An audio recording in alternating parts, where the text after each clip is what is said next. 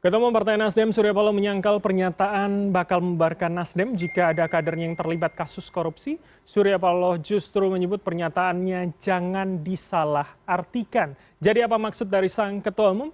Dan untuk membahasnya sudah bersama kami dua narasumber. Yang pertama Ketua DPP Partai Nasdem Taufik Basari dan kemudian Direktur Eksekutif Indo Strategik Ahmad Khairul Umam. Assalamualaikum, selamat sore mas-mas kalian. Apa kabar? Waalaikumsalam, selamat sore. Selamat sore. Kabar baik ya Mas tentunya. Bram, Mas Taufik. Oke, baik. Langsung saja. Ini tadi kita sudah dengar statementnya begitu, penyangkalan bahkan disebutkan bahwa jangan diartikan secara harfiah begitu kurang lebih oleh ketum Anda. Jadi maksudnya apa dan konteksnya seperti apa pada saat itu statement itu keluar? Jadi apa yang disampaikan oleh Pak Surya Paloh itu yang kemarin itu bukan penyangkalan, tapi meluruskan. Oke. Jadi meluruskan kekeliruan yang selama ini orang terima terkait dengan apa yang pernah disampaikan oleh Pak Surya Paloh dalam suatu acara. Saya agak lupa acara apakah itu pembekalan caleg atau sekolah legislatif untuk anggota fraksi. Ya. Yang saat itu Pak Surya Paloh kalau kita lihat dari kalimatnya, ya intinya memberikan pesan kepada para kader, ya, agar jangan korupsi. Ya. Kemudian suatu partai itu tidak bisa dipertahankan ya apabila hidup dari uang korupsi. Ya, jadi kita tidak mau menjadi partai yang koruptif. Karena itulah jangan korupsi. Poinnya di situ sebenarnya. Tapi saya sempat kalimat tidak layak dipertahankan itu artinya? Ya tidak layak dipertahankan kalau kita hidup dari uang korupsi. Ya, partai jadi ya. Jadi kan beliau mengatakan partai itu punya nilai-nilai, punya value. Kalau kita ikuti apa yang selama ini disampaikan oleh Pak Surya Paloh, kan Pak Surya Paloh selalu bicara soal nilai-nilai. Nilai-nilai kebangsaan, nilai-nilai idealisme, apa yang harusnya dilakukan oleh partai, apa peran partai dalam kebangsaan kita.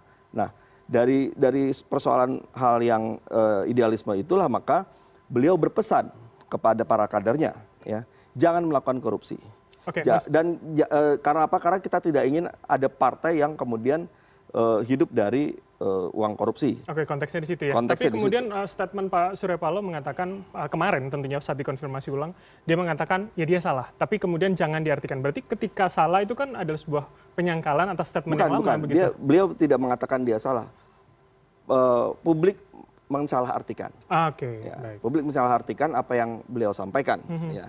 Yang sebenarnya itu ada di acara internal partai mengingatkan kepada kita ya untuk tidak korupsi dan partai itu tidak boleh menjadi partai yang koruptif. Ini kan pesan baik sebenarnya. Nah, tapi memang saya ingat betul ya beberapa bulan kemudian ya ada beberapa media yang kemudian mempelintir pernyataan beliau dan akhirnya yang dikutip adalah pelintiran itu sehingga orang menjadi salah paham ya, terhadap itu. Baik, saya minta komentar Mas Umam. Jadi kalau di Mas Taufik tadi menyebutkan ini hanya untuk pembekalan caleg, jadi jangan-jangan statement panggung belakang yang kemudian tampil di publik, bagaimana Anda menilai? Ini isu sangat sensitif. Tetapi begini, bahwa apa yang disampaikan oleh Pak Surya Paloh, saya pikir itu adalah bagian dari upaya klarifikasi. Tetapi bagaimanapun juga masyarakat tentu memiliki nalar kritis yang juga bisa kita pahami. Karena bagaimanapun apa yang disampaikan Pak Surya Paloh waktu itu tentu merepresentasikan tadi nilai, kemudian ekspektasi dan juga harapan tentang hadirnya tata kelola pemerintahan yang bersih, yang akuntabel, yang transparan. Nah, oleh karena itu ketika kemudian janji itu diharapkan kemudian menjadi utang yang harus dilunasi, maka kemudian ada sesuatu yang kemudian terjadi gap di sana. Nah, maka kalau misalnya ada teori relatif depreciation theory itu, kalau janji sangat tinggi, tapi kemudian implementasi atau realisasi tidak begitu tinggi, maka kemudian akan ada permintaan dari publik dalam konteks ini masyarakat untuk menagih janji itu. Nah, oleh karena itu, di dalam konteks ini, saya pikir Pak Surya Paloh sudah menyadari itu. Dan saya pikir apa yang tadi beliau katakan, letterlehnya Mas Taufik, memang beliau mengatakan ya salah dalam konteks, mungkin memang tafsirnya tidak begitu, tetapi di saat yang sama, beliau sepertinya tidak defensif dan juga menerima bahwa itu adalah bagian dari konsekuensi dan juga sikap kritis masyarakat seperti yang ditanyakan oleh teman media itu ya dari Republika. Nah, oleh karena itu ini menjadi sebuah catatan karena bagaimanapun juga realitas fakta political economic structure di Indonesia dan juga di banyak negara berkembang, politics is the mother of corruption. Nah, oleh karena itu bagaimana kemudian pertalian antara kepentingan bisnis, kepentingan politik, kemudian menciptakan politik partai politik khususnya sebagai alat untuk melakukan perburuan rente.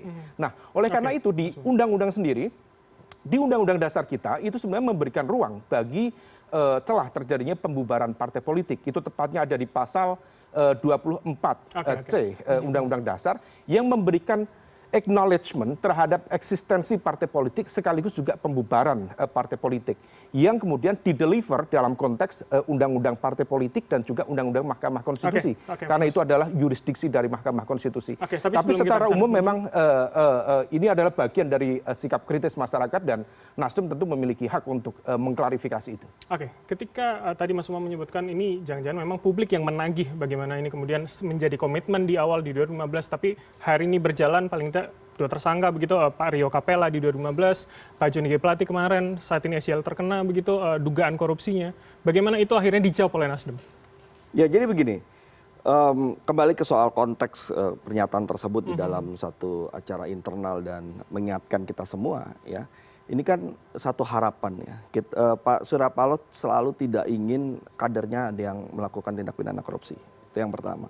Yang kedua beliau warning sebenarnya, memperingatkan ya, jangan sampai kita menjadi bagian dari korupsi di Indonesia.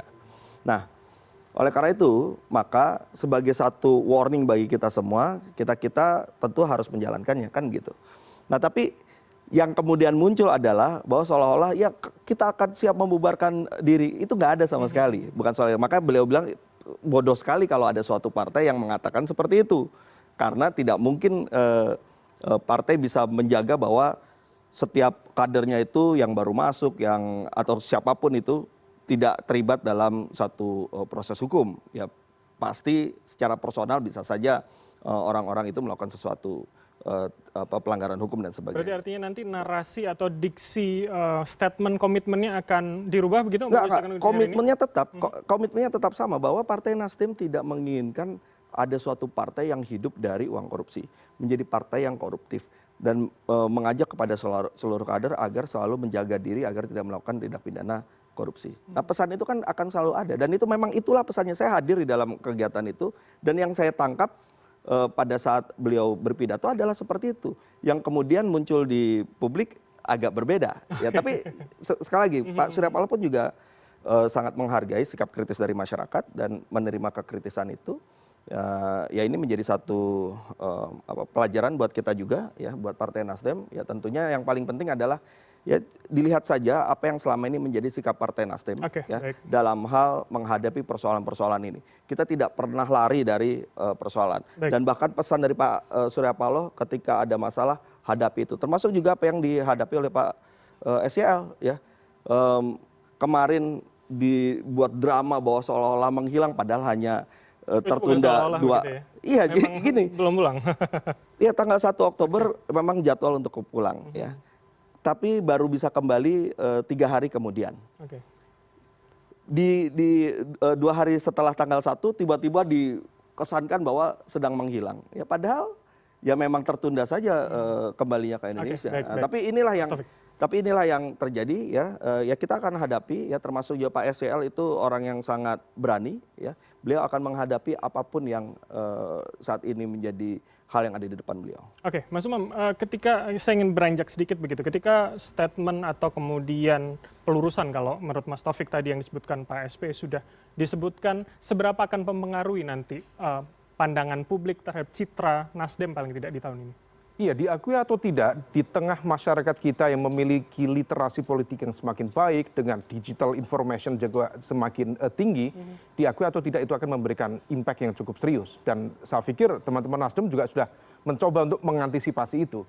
Nah, kalau misal kita belajar dari beberapa kasus sebelumnya, termasuk misalnya di P3 misalnya, waktu itu terjadinya penangkapan salah seorang elit dari partai hanya beberapa bulan menjelang pemilu, maka kemudian memberikan impact yang cukup serius. Memang ada faktor lain, misalnya terkait dengan split ticket voting misalnya waktu itu di P3, tetapi penurunan dari 38 kursi menjadi 19 kursi di P3, salah satunya adalah bagaimana kemudian impact dari citra partai di hadapan masyarakat yang kemudian mengalami koreksi. Nah, tentu hal ini diakui atau tidak mungkin akan menghadirkan efek negatif Apakah kemudian bisa dimitigasi atau tidak, saya pikir itu bergantung pada bagaimana langkah dari teman-teman Nasdem untuk Tapi pelurusan melakukan itu. tadi adalah langkah mitigasikah dan berhasilkah kalau itu? Nah, soal berhasil atau tidak tentu nanti kita ukur dari proses respon masyarakat, tetapi bahwa dalam rangkaian ini kan praktis tinggal 4 bulan atau sekitar 5 bulan paling lama menjelang pemilihan, dan kita tahu kalau misal kemudian betul tadi misal dugaan kasus yang melibatkan Menteri Pertanian Pak Yassin Limpo misalnya kemudian ditetapkan tersangka dalam waktu dekat secara resmi oleh KPK, kemudian proses persidangannya juga dalam beberapa bulan ke depan, itu akan memberikan impact yang cukup serius terhadap citra partai, kredibilitas partai, karena bagaimanapun juga tadi terkait dengan relative depreciation theory, karena Nasdem salah satu partai yang dilahirkan dari ekspektasi yang tinggi, harapan yang tinggi terhadap hadirnya sebuah tata kelola pemerintahan yang baik. Ketika kemudian fakta tidak sesuai dengan ekspektasi, tentu akan ada nalar kritis masyarakat untuk mengoreksi bagaimana komitmen dan janji-janji politik. Baik, tagih janji begitu ya. Saya terakhir ke Mas Taufik singkat saja. Jadi artinya ketika publik menagih komitmen, bagaimana kemudian mitigasinya nanti? Apalagi rasanya ini isu yang selalu muncul ketika ada kader Anda yang menjadi tersangka begitu. Ya, pertama saya ingin mengajak kita coba cari dulu kalimat lengkapnya dari pidato tersebut. Saya sudah coba mencari tapi belum ketemu, dan saya meyakini apabila kemudian kita mendapatkan kalimat utuh yang lengkap pidato tersebut, pasti akan punya persepsi yang berbeda ya. Karena saya sudah telusuri semua kutipan-kutipan atau semua rujukan-rujukan yang saat ini media angkat terkait dengan pernyataan tersebut, itu bukan langsung dari pidato pada saat pidato itu disampaikan ya. Jadi dari berita suatu media yang sudah tidak sesuai dengan isi dari pidato tersebut. Saya yakin ketika pidatonya nanti sudah kita temukan dan kita tonton bersama, tentu kita akan punya pemahaman yang tidak seperti yang selama ini dibangun oleh beberapa pihak. Oke, kami tunggu kalau begitu. Terima kasih atas informasi dan konfirmasi Anda, Mas Taufik Basari, Ketua DPP Partai Nasdem, dan juga Mas Ahmad Khairul Umam, Direktur Eksekutif Indo Strategik, telah bergabung sama kami. Selamat sore, sehat selalu Mas kalian. Terima kasih Mas Bram.